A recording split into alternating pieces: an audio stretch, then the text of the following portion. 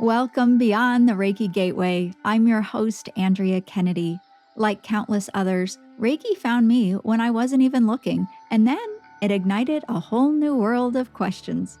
This podcast explores topics of interest for the spiritually curious. Join me for discussions and special guests on subjects such as past lives, crystal healing, spiritual awakening, ascension, energy healing, and more, all to assist and inspire you along your unique soul's journey. Hello and welcome to Beyond the Reiki Gateway. I'm your host, Andrea Kennedy, and it's an honor to be with you for a very special episode. I'm introducing you to someone extremely important here at the podcast who has been working behind the scenes now with me for years. And her name is Heather McPherson, and she's with Twisted Spur Media, and she produces the show. So she edits it and helps us so much here provide a show to be proud of and one of very high quality. And Heather, thank you so much for joining me in this very special episode that we'll kind of get into here in just a second. Thanks for having me. It is going to be really different today, Heather. And I don't know, I'm kind of nervous. I'm excited and nervous, I guess. And so I guess what we need to describe for the listeners is why we're doing this show, what's different about it, and what's to come on the podcast. We've got some exciting changes coming. And so let's go ahead and dive right in. This episode we're calling it Ask Me Anything. And the me is me, Andrea. And what we've done is we've invited our BTRG insiders to submit questions for me to answer on this episode.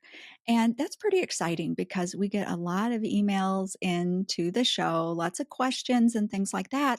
But then they've never really gone anywhere until now, right? So here we go. We're going to answer some questions that have come into the podcast. And another reason we decided to do this show like this is we want to answer another, I guess, sort of ask from our listeners, from our audience. And that is, more content. And so our insiders have been enjoying a way to access some exclusive content every month. But we're never just satisfied with how things are. At least I'm not. I'm always asking what could be better? What could we improve? What more can we offer? And so we are adding to our BTRG Insider Program. We're really improving things and the whole experience is going to be streamlined. And what that's going to look like is our insiders that have been with us until now have just received emails to their inboxes. And those emails are describing our enhanced program. Our BTRG Insider Program is becoming very new and very advanced. And so, what our insiders can expect in the future is early access to our episodes. And so Heather has us covered with that. She's going to get those episodes ready for our insiders 24 hours early, all our episodes upcoming.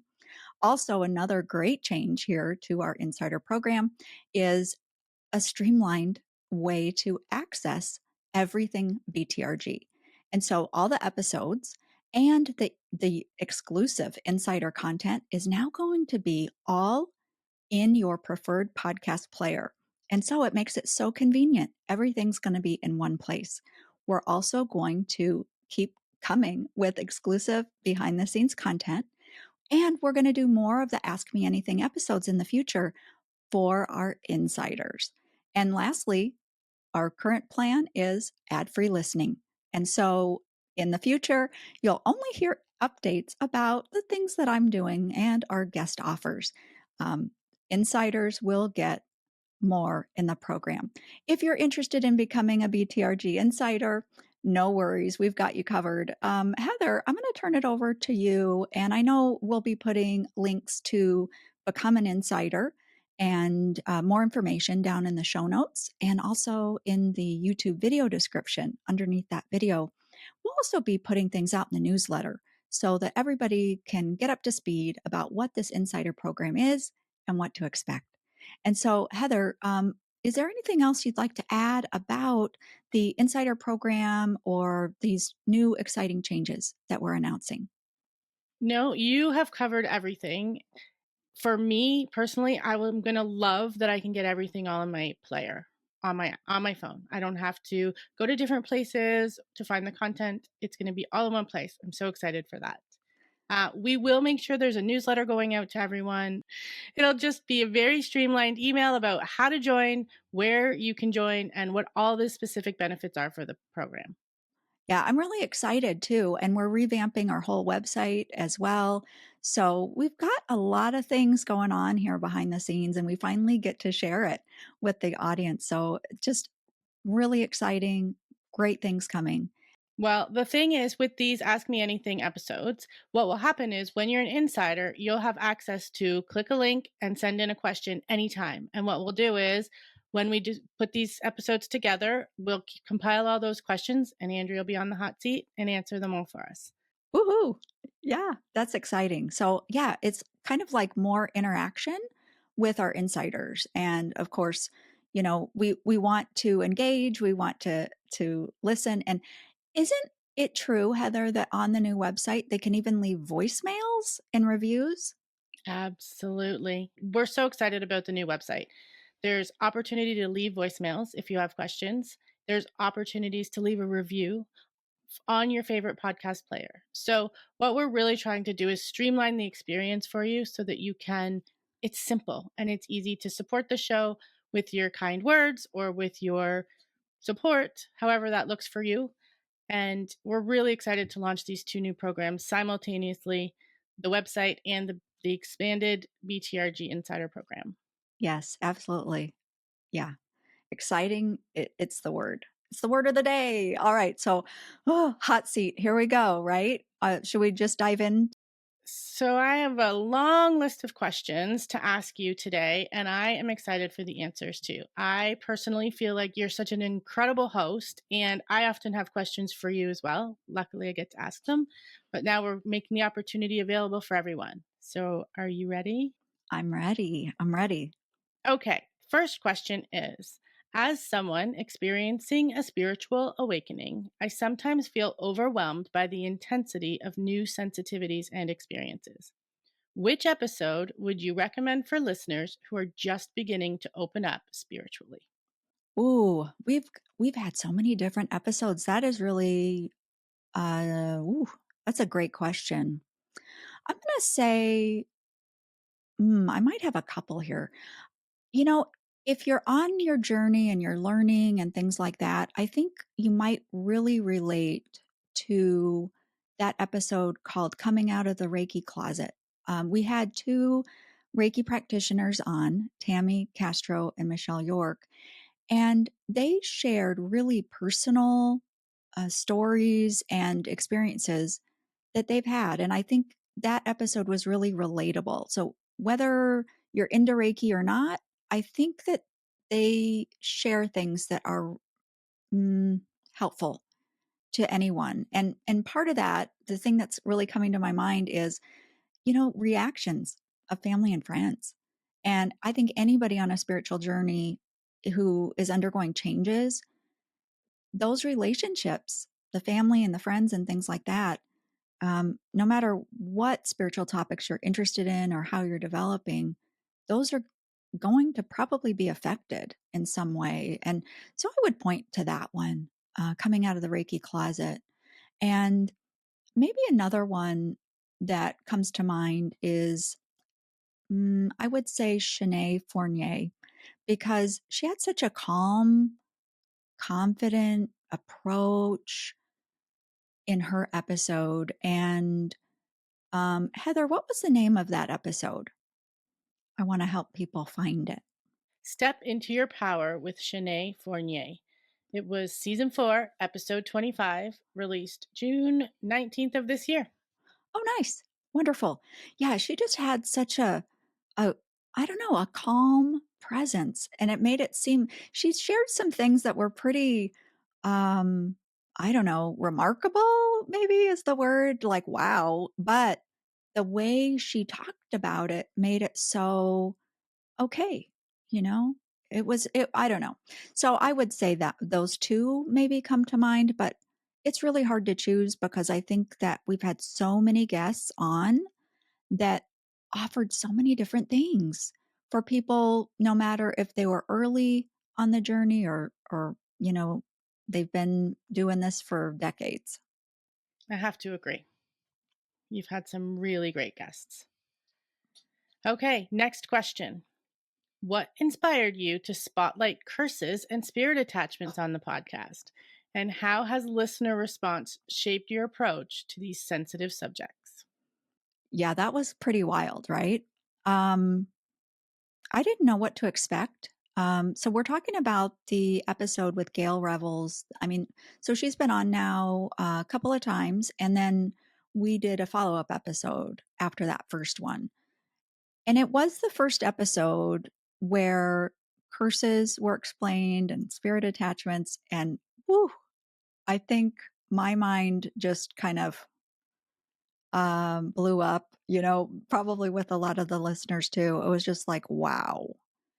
Gail brought things to that episode that, we don't typically think a lot about, maybe.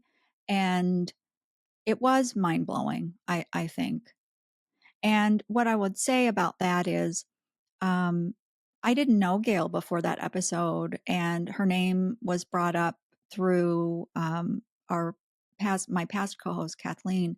She had a family member that had taken a class, I think, with Gail, and so I was brand new to Gail, sitting there talking to her. Just my jaw was dropping, and so I found it very helpful, though, because in my spiritual journey, we didn't talk a whole lot about those kinds of things. It can be a little scary to think about curses and spirit attachments and things. And I think that that is a great reason to talk about it because it brings it out into the open.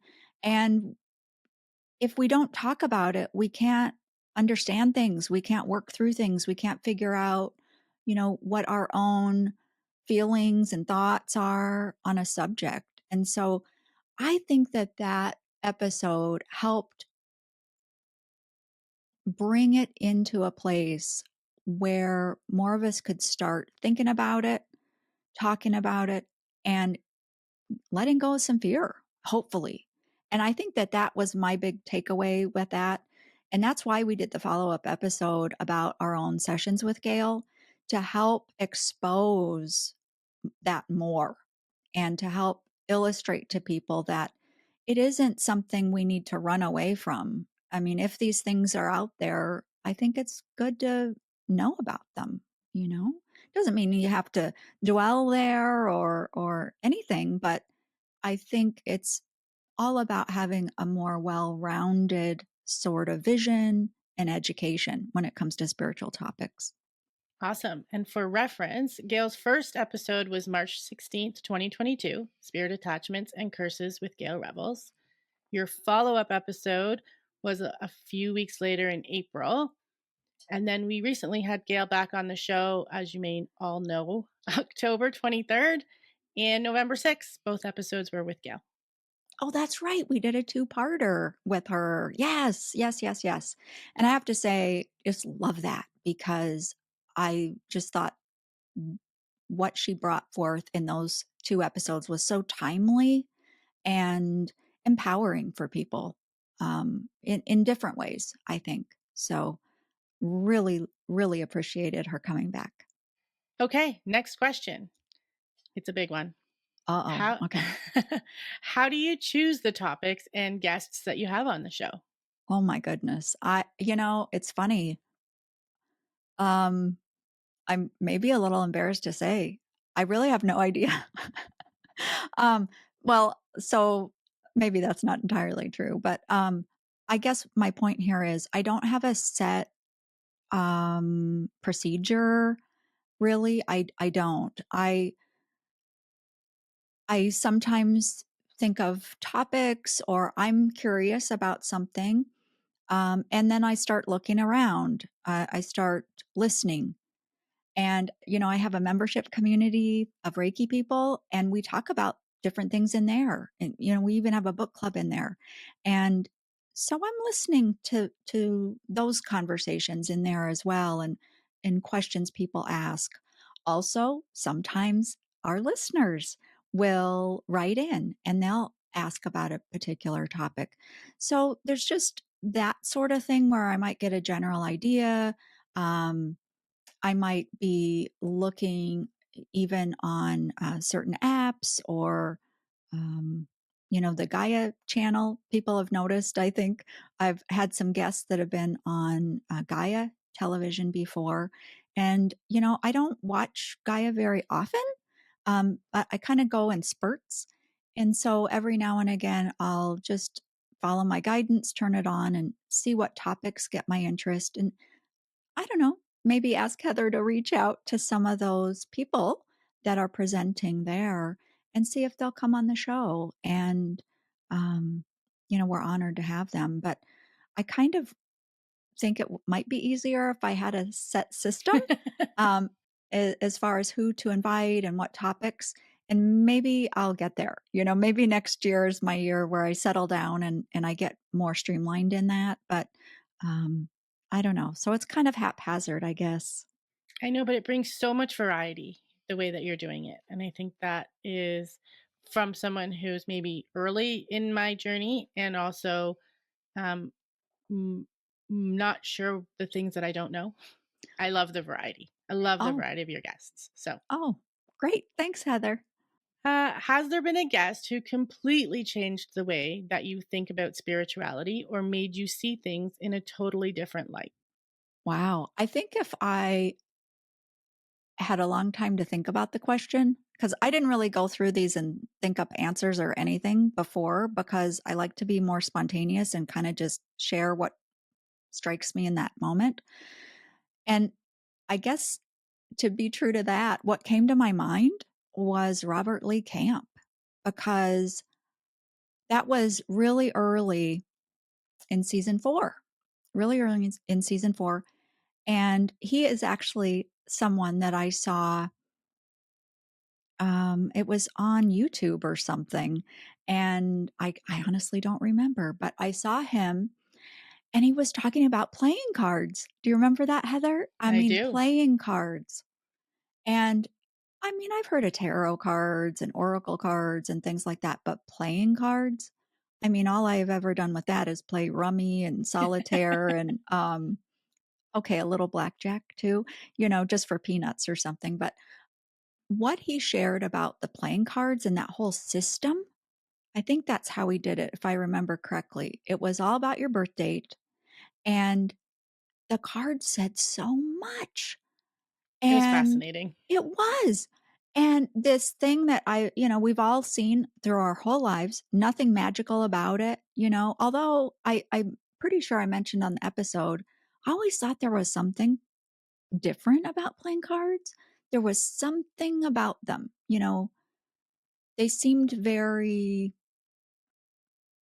specific, the hearts, the different suits and the colors and the design of them and all of that. So I always thought there was something more to them, but beyond that, I had no idea. And Robert came on the show and he described this whole system.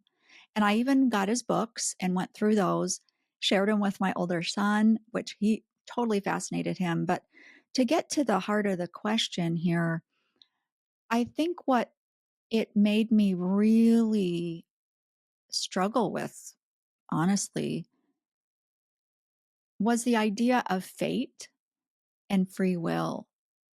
Because if those cards could be that specific, what does that mean about free will? And I don't know that I even have that answer. And maybe that's why it came to my mind, because I don't think we have to answer everything. But I think half the fun is just wandering, or I'm sorry, I think half the fun is wondering and pondering, about these things because we don't really have the answers. And I don't know, that to me That really got my attention, though. It was a great episode. And for anyone who hasn't listened to it, it's season 4, episode 6, and was released in September of last year, 2023. Yeah, thanks for that. Yeah. So, next question. Is there any one episode that affected you emotionally in a really strong way? Yeah, I don't cry a whole lot, but I have to I have to say something about Rosemary Thornton. I mean, I can feel the tingles in my nose just saying her name and remembering her on the show. And she described her near death experience. And I remember it's not even really a near death experience. She died for 10 minutes and came back.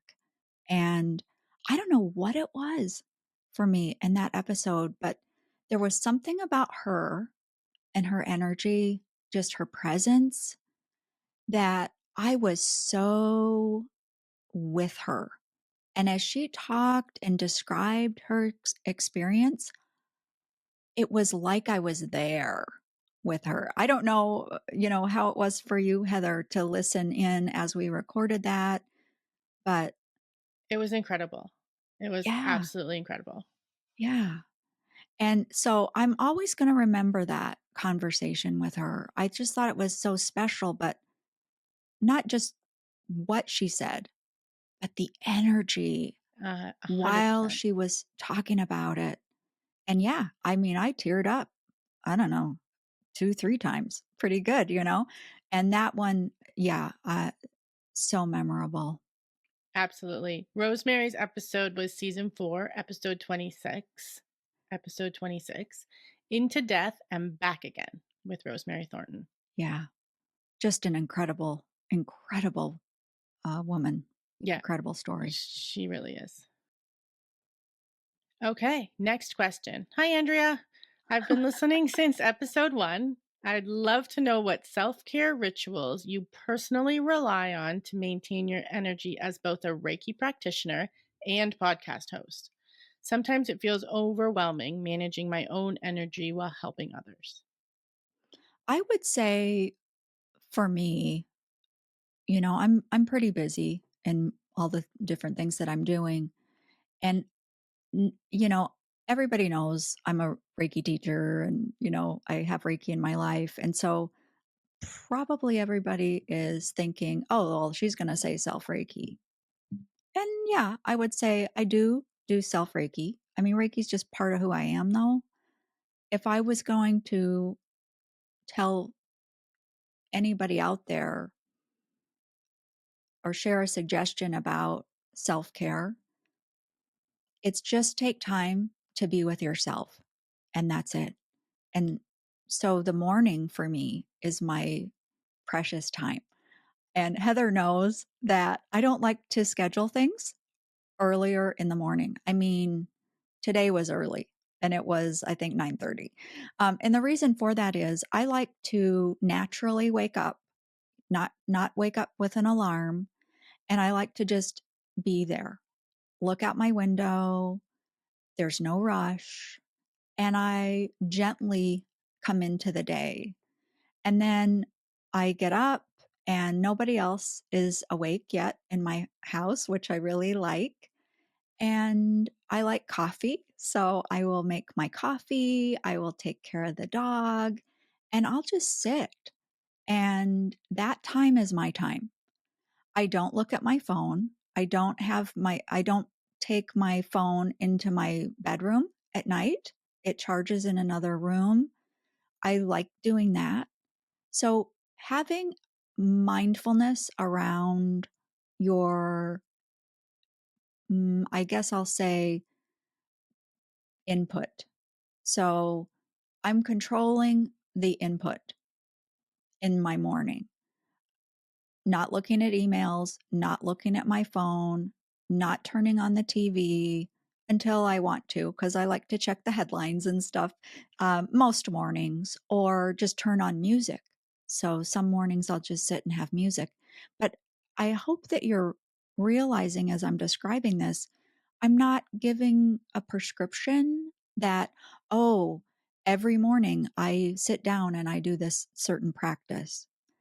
I just have never had that approach. And what I do is I take time for myself. And then within that time, I ask myself, what do I feel like doing right now? And I just think that if we can take time to tune in to ourselves, and maybe that's a luxury to say, what do I want to do right now? What feels good for me to do? Instead of, what do I need to do? What should I be doing? What would a good spiritual person do right now? It's like, I don't think it's about that. I just think it's about tuning into you. What feels good for you right now and honoring that? I don't know what could be better in a self care practice than that. Awesome. Okay, next question. I just want to tell you that I really appreciate that you don't talk about politics on the show. Is that on purpose? Yes, I guess so. I think it's just sort of woven in to the show, really, because my the way I approach things is if I want to look at politics or whatever, I know where to go to do that. But I like to have places that I can hang out in my life that are separate from each other, you know? It's kind of like, you might have different friends. And with this friend, you talk about, I don't know, um, writing or books or, something like that. And then another friend, you would never talk about those topics with them. Instead, you talk about going out and, whatever. I guess my point is that I would rather be able to immerse myself in what I choose at any given time. And politics is one of those things, it's invaded so many different areas of our lives. I mean, never used to be like that. And now it's like everywhere. So the podcast, it's not like and Heather knows this, it's not like we tell people like, do not mention politics, uh, as a precursor for being on the show. Um, it's not like a rule or anything. But what I want to say is, even in my social media, whether it's for the podcast or mainstream Reiki, I'm I gave up all of that stuff a long time ago about posting about those kinds of things because in the end, we're all on a journey together, and choosing sides and finger pointing and arguing with people in the comment section, that is just not a good use of my time or my energy or my focus. I feel like I want to help people and I don't care who you vote for. Um, we all have light. We all are on a journey. And the podcast and the social media and all of that, I hope that reflects that everybody has value, everybody is welcome. And, we're all in it together, regardless of any of that stuff. Amazing. This next group of questions, we've touched on a few of them a little bit, but I'm going to ask them anyways. Okay. What's one practice or belief you've let go of over the years and why? Okay. So I'm going to say this, and I think I'm still letting go of it. Yeah, I'm a work in progress like everybody else, right? And that is the need to be right.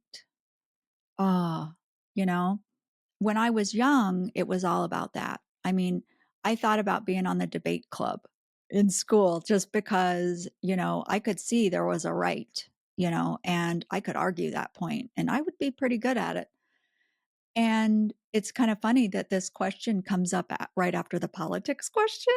So it was many years ago that I was actually at a workshop, and um, so people might say, "Oh, well, what workshop, Andrea?" So it was actually a workshop with Paul Selig, and he's an author and a channeler and that kind of thing. Anyway, in the workshop, actually asked Paul a question, and his response was inviting me to give up the need to be right. And I thought I had worked on that. And so when he told me that, I thought, wait, what? And I had made some progress, but isn't that so true? Like, it's like a lifelong lesson, right? But here's the thing that he told me, and it really changed my perspective, because I think we can hear things and think about things a million times. And then there's the one thing that somebody says, and that thing makes the difference. And what he said was, when you insist on being right, you are requiring everyone else to be in wrongness. And that just totally shifted how I thought about it, because I thought, I never want to do that to someone. How that would be against what I ever have wanted. I want to be helpful to people and I want to honor people. And that isn't that at all. And so when those two sort of realizations, when that realization hit me, it was a turning point for me. And there are times where I will actually remember that and go, oh yeah, yeah. And so I do think it is sort of a theme in my life. And I bet a lot of our listeners can relate to that, Heather, Um, and so that's part of my practice, is practicing letting go of any need to be right or to have the answer. I think that's goes hand in hand with that. Um, the show, the podcast, our guests, they bring up some stuff, right? A lot of it I don't know about it, but that's okay. It's okay that we don't know. It's okay we don't have the answers. And I just look at it like, well, my current level of understanding is this. This is what I think today. I don't know. I I love could that. I could totally change my mind next week, but right now it sounds kind of in resonance. I don't know. I love that. Thanks. Okay, so you touched on this a little bit, but do you believe in fate, free will, or a mix of both? And how does this influence your life? Mm, right. Yeah, I'm gonna have to say a mixture, yeah, because we talked about Robert Lee Camp and the playing cards. I do think that I do think that some of the big things are worked out ahead of us coming here. Being on the earth, I guess, is what I'm saying. Having this human life, I think there's some preparations that are laid down. I think some decisions are made before that happens so that we can maximize our time here. We don't have very long in a lifetime, and it goes by pretty quick. You know, and so what I would say is, I think that there is a mixture, because right now, I could decide to rip these headphones out of my ears and run away and leave this recording right now. I could do that. I'm not going to, but I'm just making a point that in any given moment, it you could decide to think a different thought. That's not scripted. That's not fate. So I do think we have a lot of choice, but I think there's some guardrails. And I don't pretend to know how that all works or anything past that, but I would say I, I'd say a mix. What do you think, Heather? I want to turn the I love tables that on you. analogy. I love the analogy with the guardrails. That makes, at my current level of not understanding, that makes sense to me. Yeah. Yeah. I think there's got to be something in place. Well, yeah, because what about astrology? right? I mean, there's something to that too, I think. I don't know. I think so too. Yeah, there's so much to wonder about, right? Yeah. To me personally, there's so many things that make sense, but there's also so many things that don't make sense. Mhm. Yeah. It's big.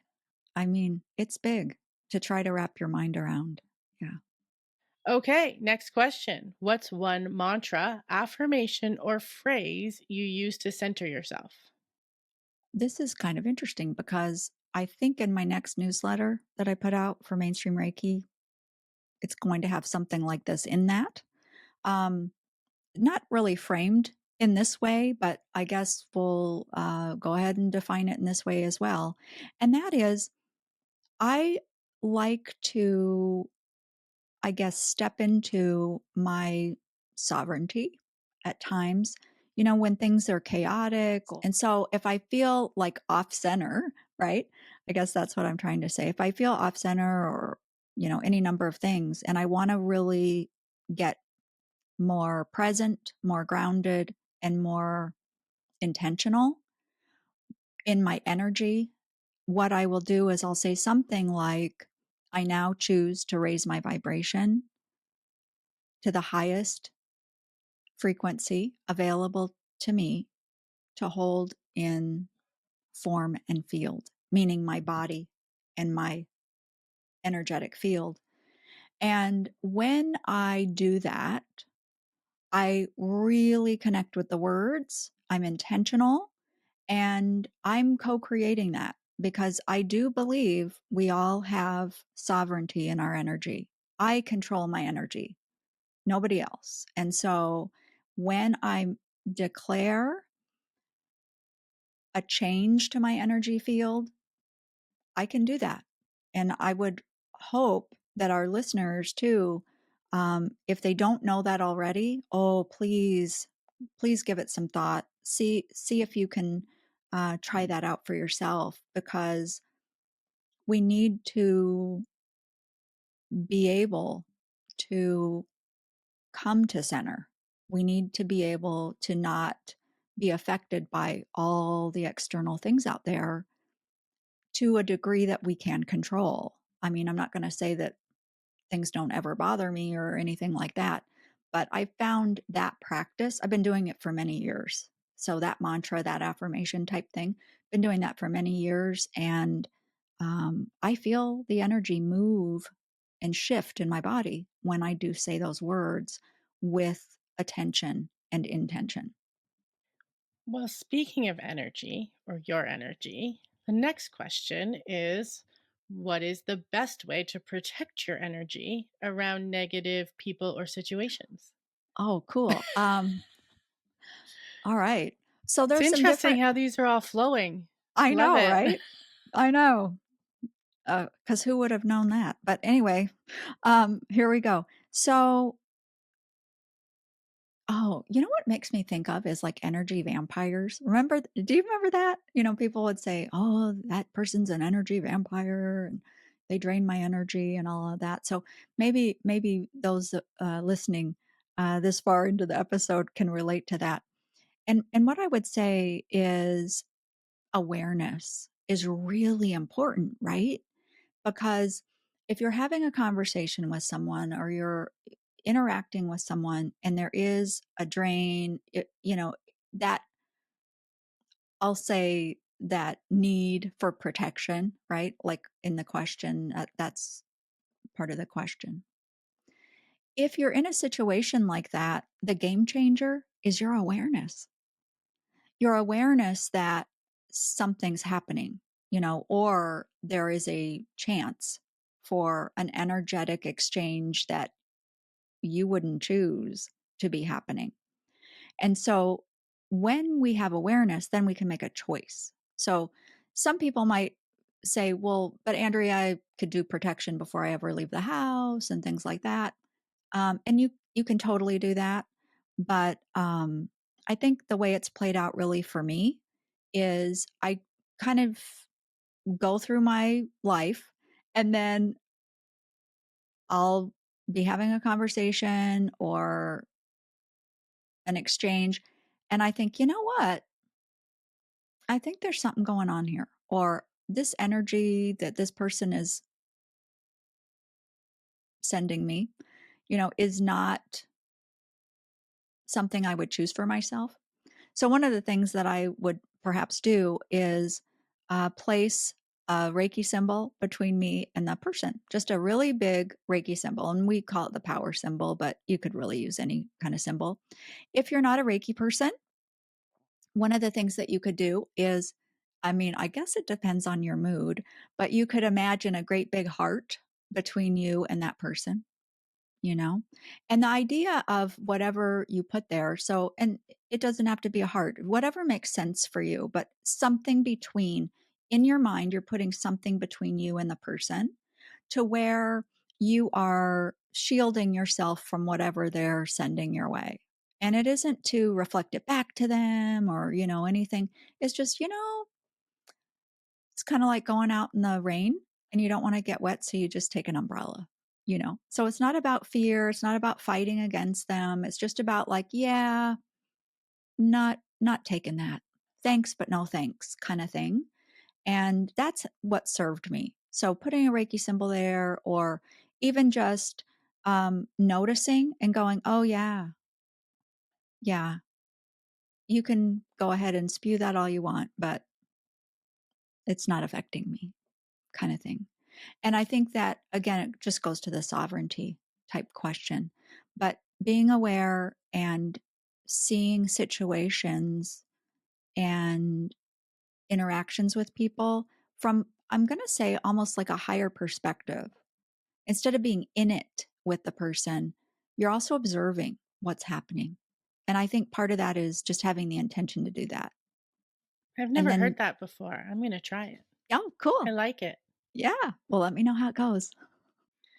Okay, next question. How do you differentiate between intuition and overthinking? Wow.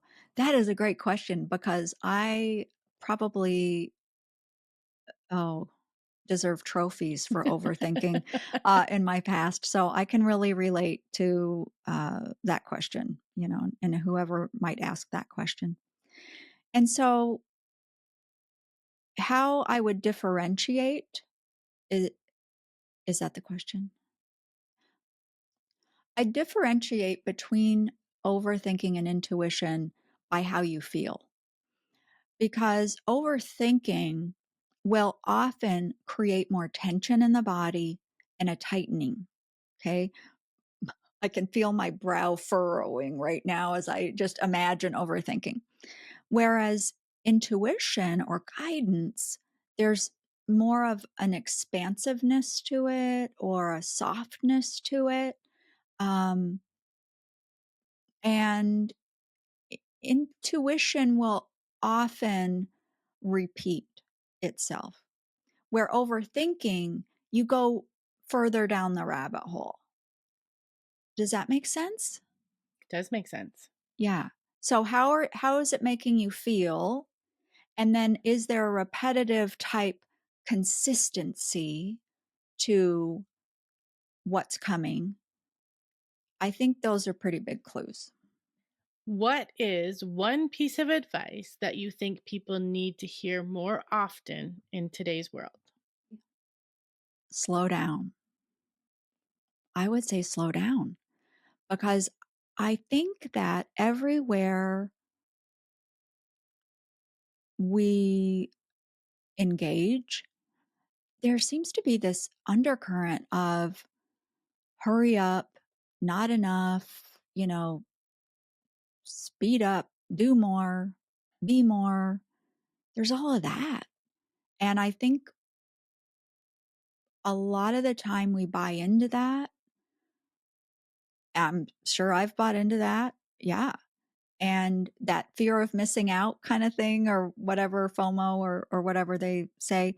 But I think if we would just slow down and stop trying so hard, we could really, I guess,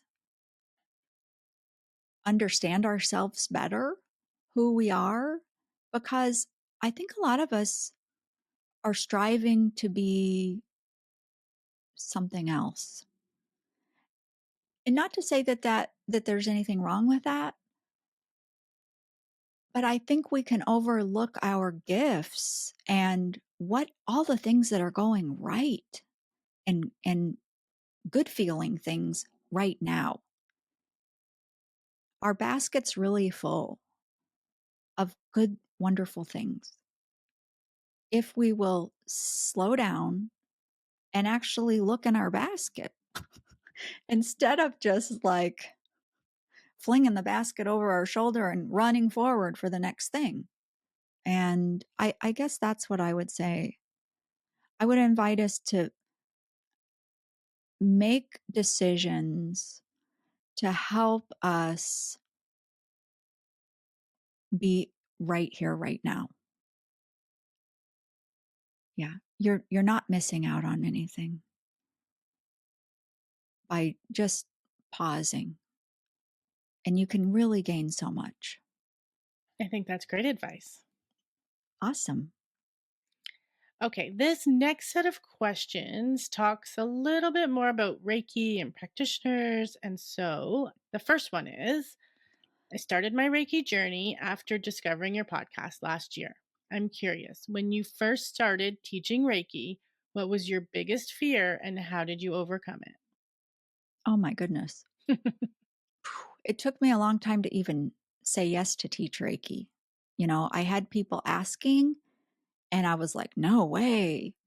I thought that's way too big of a responsibility for me to have. And so I had a lot of fear. So then the first class, whoo, I was so afraid I would mess up the attunement.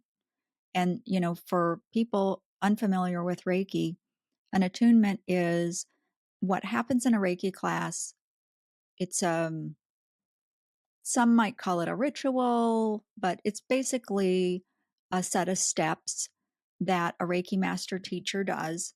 Um, and that may sound too mysterious, but I can go into it more in a minute. But basically, the attunement is it's a little procedure that a teacher does that allows the student to then channel that Reiki energy, to tune into that vibration and then deliver it for themselves or other people. And I mean, it's not a big deal. It's basically some breath work. It is uh, some hand movements in the air, and what else? Um, in a certain order, I guess is what I would say. But anyway, that's the thing that really got me, because when I first started teaching Reiki, that was the style of attunement that I did. And in the style I teach now, it's a bit different, but that attunement, that's the important thing in a Reiki class. And because in those days with that style, the method was multi-step, I was really nervous, and I thought, I'm going to mess it up. And then, they're going to think that they are attuned and then they won't be attuned. And I, overthinking, it's taking me back to that other question that we just had, because I was so there. But yeah. And then what happened was, you know, one of the things I tell myself a lot of times when I'm challenged is time marches on. Thank goodness, right? Because the day came for the class. I mean, there's no going back. I got to do it. And so I just ended up going through the steps, and all I had to do, I just trusted the process. I just did the best I could. I just trusted the process, and then oh my gosh, it worked. Because after that we practiced, and the students were like, "Oh my gosh, I feel this," and or they receive feedback from their partner that they were um, offering Reiki to, and then that was validating to them, and any number of things. But what a relief! I mean, it was amazing. Um, that's I don't know. That was huge, huge for me, and that's where I really. got to the point where it's like you just have to trust the Reiki. It's going to work, whether it's in a class or a session. You just need to just trust the Reiki. It'll work. That's a great story. Thanks. Next question. As a single mom interested in becoming a Reiki practitioner, I'm wondering how you balanced building mainstream Reiki while maintaining your personal practice and family life. Any tips for those of us just starting out? Wow. Okay. So the first part of that question, yeah. Woo. So what I would say is I don't think it's an accident that mainstream Reiki came about when I have 2 sons, when they were a little older, because when they were younger, I couldn't do it, I didn't have the time, or the energy to focus, on building something like that. I mean, woo. But so I think for me personally, I needed to reach a point, um, with my family dynamics to be able to afford the time and the energy to do it. Um, Advice I would have for people starting, especially like a single mom, like the question states, I would say as long as you enjoy it and you have balance, that's the key. So I don't feel that we need to sacrifice our personal lives, our personal relationships in order to build any sort of Reiki practice. I just think that everything can be in balance. And when it is, it's enough. So being a single mom, that's um, a huge opportunity to be with your children, to guide them. And that's an investment that is here now for you to make that will last lifetimes into the future. So I don't think that there's really anything more important than that. So if you're called to begin offering Reiki, do so as you can and still feel good about how you're invested in the other parts of your life. And it'll work out because even if you're only doing, Reiki or sharing Reiki with other people a few hours a week, great, because that's helping. Oh, I'm being taken back again to that question about rushing forward, right? And doing more and, all of that.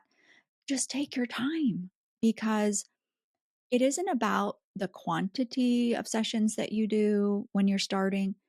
Just be present and be open and learn. Every session that this person could do be such a rich learning experience. So it's not about getting out there and seeing 20 clients a week and being stressed and, oh my gosh, there's no sacrifice here. So I would say keep a balance and know that whatever steps you're taking, it's perfect. It's just perfect as long as you feel good about it. Just do that. Great. Okay. Ready for the next one? I guess so. Okay, let's go. We're down to 3 questions left. Okay, okay. How do you handle situations where clients or students have experiences during Reiki sessions that you can't explain? And part B, has your approach to these situations evolved over time? I'm going to answer the second part of that right off the bat. And I'm going to say, oh, yeah, it's totally changed. Because in the early days, I'd be freaked out and scared. I'd be like, oh my gosh, because back then I thought like I needed to know the answers. And you know what? Now I'm okay not knowing the answers. And I'm going to even say, I think it's a blessing to not know the answers, which might surprise some people. But the reason I say that is Reiki's mysterious. and even if those listening aren't Reiki people, it's like all energy healing is mysterious. How about all healing in general? You know, it's all mysterious. But all right, bringing it back down to the question, with Reiki and these types of things, if everything was defined and there was an answer for every little thing, I don't know about other practitioners. I wouldn't still be doing it probably, because it is the mystery and the journey of it all that I find fascinating, and it keeps me interested. So if a client were to have a question about maybe something they experienced, common ones are, I saw purple. What does that mean? It's like, well, there could be 100 things, that means. And they could all be very different. What I would say is people are so unique and complex energetically, you know, their personal energy is so amazingly complex. I don't even think we can wrap our heads around that. But it's okay not to know. It's okay. So, what I would say is when questions come up, um, if I was a teacher or practitioner, I would say, well, was there an emotion with that? Or what does that mean for you? What was going through your mind then? Um, I'd invite them to perhaps sit quietly and think about that, or ask, and if they're meditating or doing self Reiki or something like that, what was that? What was that? Or journaling, that that can bring up a lot of answers for us. But I hope that other practitioners and teachers could be comfortable with saying I don't know, because it's okay. It's okay. And sometimes the people need to figure that out for themselves, because that's part of their journey. And I honestly think that that's where we're going right now on the planet. It's not about finding the answers through what someone else tells you. It's about discovering the answers from a place within yourself or your own consciousness or guidance. I think we're on the beginning, or in the beginning stage of that right now on the planet. And that I find exciting. And you've talked about that in the last few episodes too, more. It's come up more. Yes, yes, it has. Okay. Would you be willing to share a challenging moment in your practice where you had to apply your own teachings to overcome it? Oh, okay. In my Reiki classes, uh, I share this story sometimes. There was a time in my practice, I was seeing clients in person. I had my office here in Michigan, and I had about, I don't know, 27 things in my life that were really stressful happening. And that had to do with uh,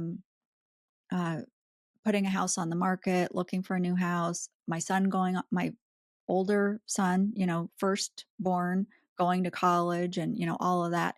It was so many different, most stressful things that can happen in your life. It was all at that time.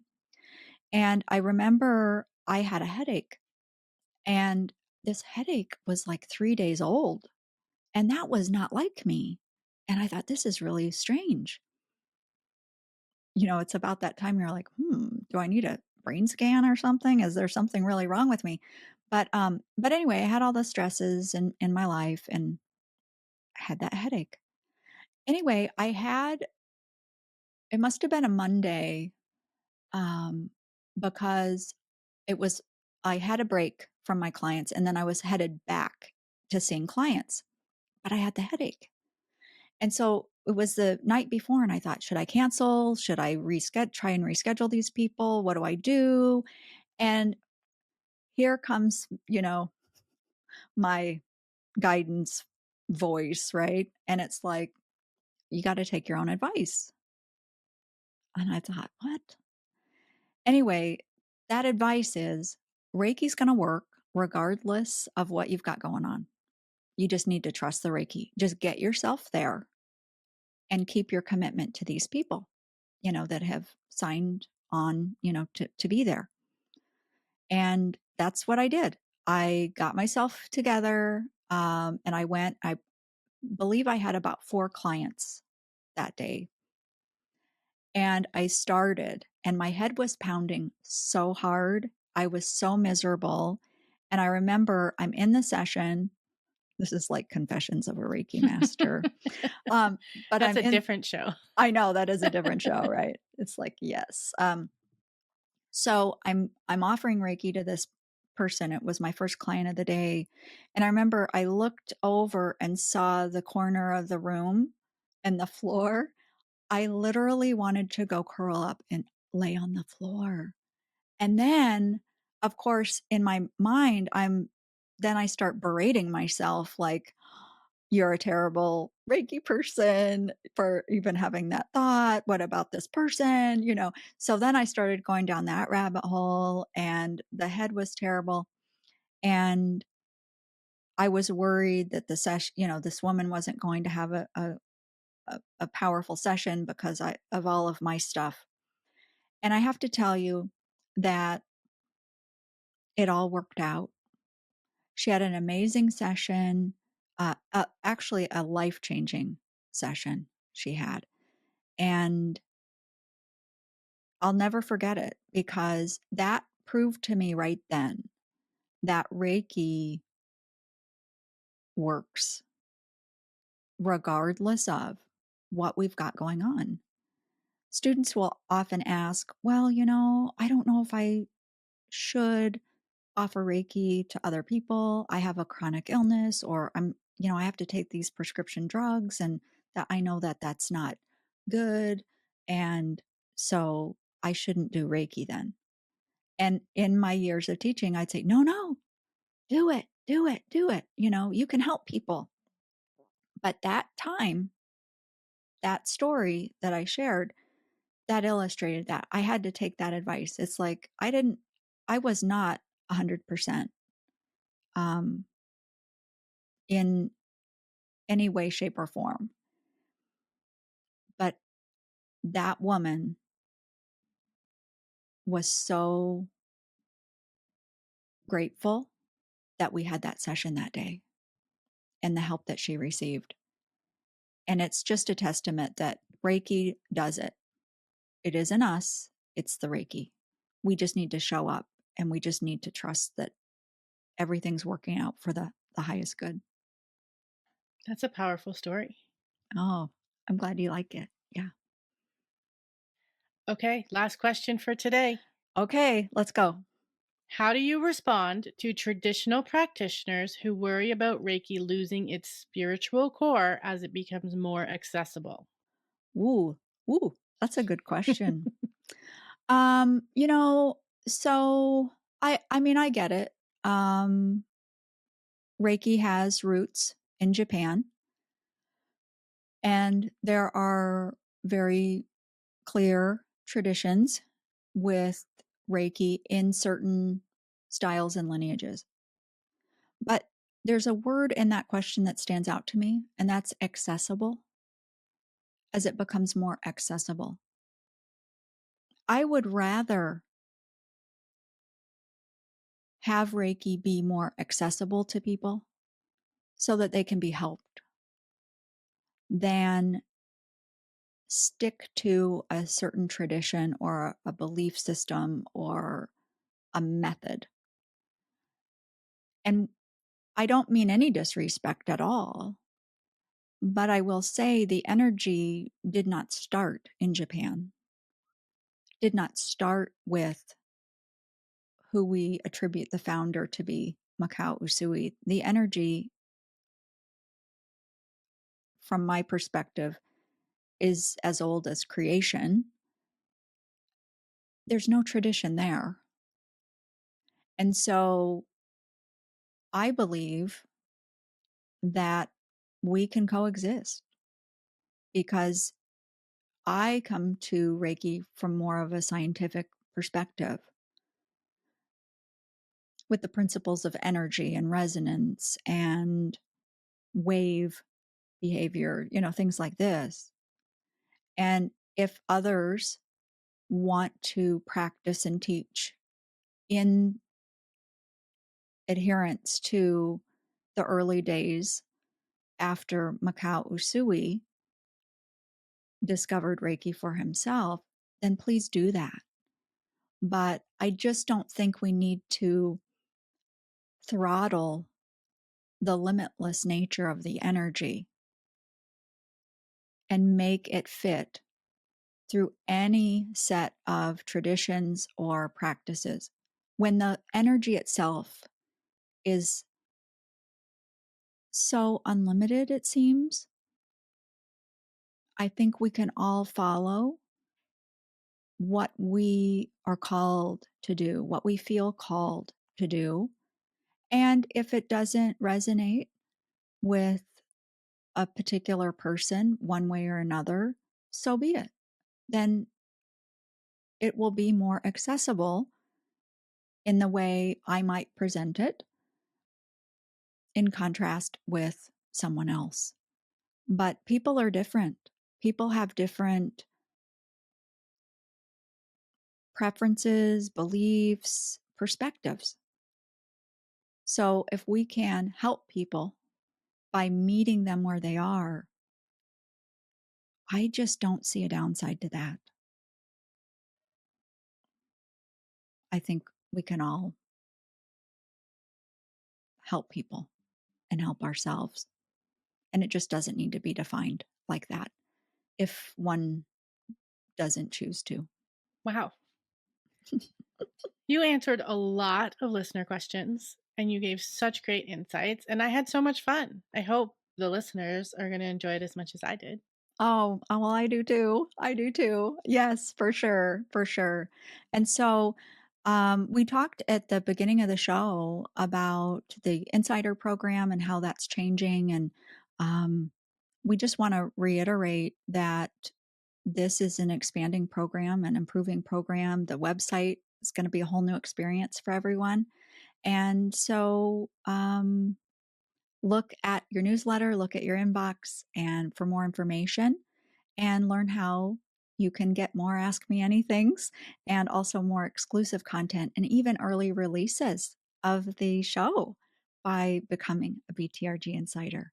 Heather, is there anything else that we should tell our listeners other than thank you so much? That's what I was going to say. Thank you for listening, for supporting, for submitting questions. Andrea, thank you for being on the hot seat today. I always say this about you I think you're such a curious host, and and we hear this from guests as well. They love the interviews with you. They love how you ask questions, but also the way that you're curious about things. And then today sharing all your stories and insights was super fun. So thank you to you. Thank you to all of our guests, obviously, always. That's what helps make the show so great. And thanks to the listeners, because we wouldn't or couldn't do it without them. That's so true. That's so true. I mean, without them, we wouldn't be here. We wouldn't be here. That's the truth. All right. Thank you all for tuning in. And we'll be back next time with a regular formatted episode with a wonderful guest. So we hope you we tune have a in. great lineup coming. Yes. Yes, we do. Yes, we do. Thanks, Heather, for all your help and for being on the show. Thanks. Thanks. Thank you for listening. And you can check the show notes or visit the website beyondthereikigateway.com to find out more about the podcast and connect with me. Please keep in mind that views and opinions expressed in the show don't necessarily reflect those of the podcast or anyone affiliated with its production or advertising.